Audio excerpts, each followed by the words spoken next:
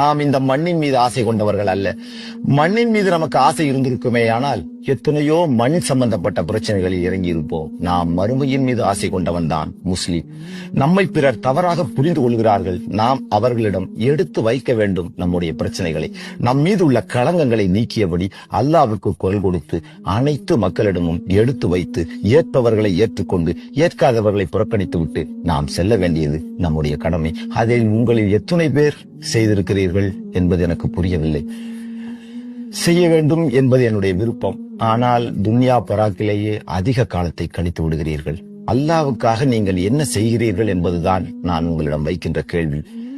தயவு செய்து அதை மறுபரிசீலனை செய்து அல்லாஹ்வுக்காக நீங்கள் என்ன பணிகளை ஆற்ற முடியும். ஏதாவது ஒரு நாளைக்கு ஒரு சவாபியாவது துனியால கடந்து அதாப தேடிக்கிறத விட சவாப தேடிக்கத்தான்.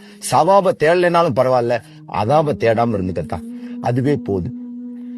ஏன் இந்த ஒரு சில நாடுகளில் மட்டும்